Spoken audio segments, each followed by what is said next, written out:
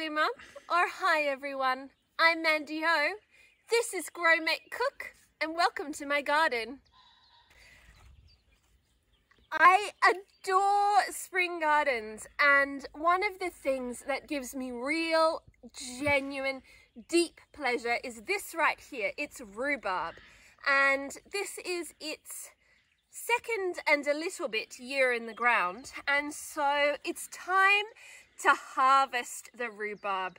And it's a bit of a special plant. It's a very useful plant in the garden because the leaves are poisonous, but these lovely red stalks are just delicious. So I've still got some apples and I'm going to stew them up together, and you can just put it with yogurt or ice cream or in a pie or under a crumble, any of those things. But there's a couple of things you need to think about when you're harvesting rhubarb, and the first one is never go in and cut it with scissors. What will happen is if you cut this guy with scissors, you will leave little pieces of the edge of the plant right down low, and you'll get the whole thing full of rot. So when you are picking rhubarb, you take a finger and slide it all the way along the stem till it gets nice and low, and then you're going to try and gently prise it out in line with what you're doing. So right all the way in, and then just gently, oh, he does not want to come.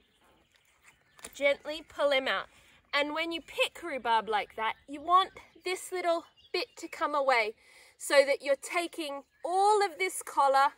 This is the part you eat, this nice reddy bit. It's not been blanched, so it's not quite as red as the ones that you would keep in the dark, but it'll still be delicious stewed up. But this is the important part, that you bring some of this with it so that you don't introduce rot into the crown of your rhubarb. Rhubarb is fantastic for this time of year. When there's not much in the garden, it really fills that sweet part of the hungry gap. It's a real fantastic filler for when there's not much else growing. But something else that really comes into its own this time of year are peas.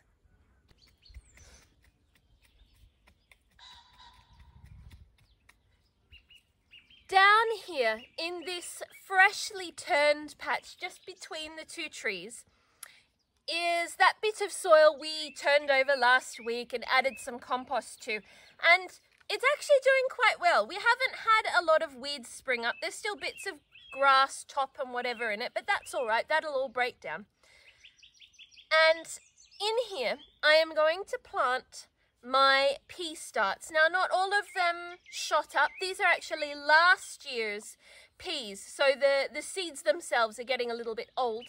But I always think it's a good idea to at least give a go to sowing older seeds, a year, sometimes even 2-year-old seeds, because they often surprise you like this. I didn't get 100% germination, but this is a nice little set of peas, and this spot here is a great place where the soil is not very improved yet to start with some legumes, because they have nitrogen fixing nodules on their roots and they will actually improve the soil that I'm putting them into. So my first thing to go in to my new bare patch of soil are my peas. And I'm not doing anything fancy. I'm just going to pop them in with a trowel, just make a little hole, and then just pop my pea in. These are in modules, and you have to be a little bit gentle popping these guys out. Up. Yeah, it's got a good little root system on it. He's really got going. I'm not going to plant these in rows. I'm just going to pop them in. Whoop, dropped a little bit of soil there. I'm just going to pop them in kind of clumps, because this down here in my garden, I don't want it to look like a vegetable garden or an allotment. I want this to look like a garden, and I want to really be able to enjoy the beauty that the flowers of peas will bring, and the enjoyment of having a rich and varied tapestry across the garden bed.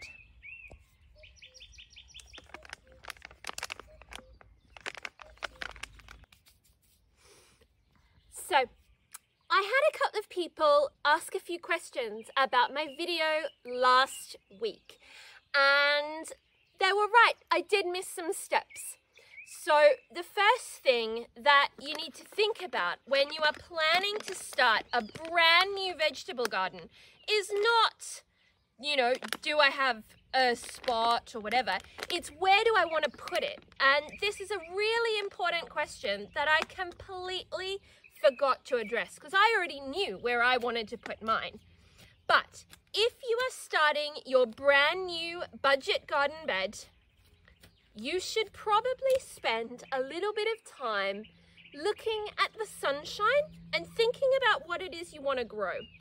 So I've got a semi-shade spot here. It's between two trees, and over the heat of the middle of the day, this is actually quite sheltered and a little bit shaded.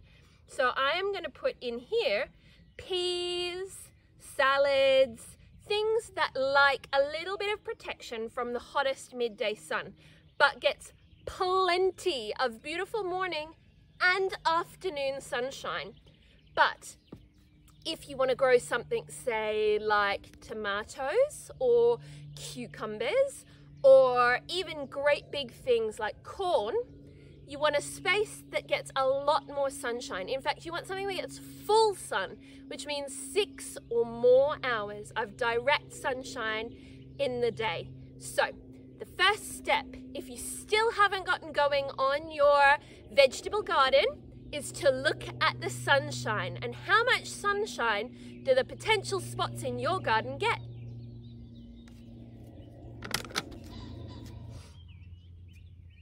I'm loving thinking about all of these money-saving tips using old seeds or seed-swapped seeds from last year and, you know, making my own compost, starting my own bits and pieces. The idea of starting a budget-friendly vegetable garden has really got me thinking, and it's been a great little mind project.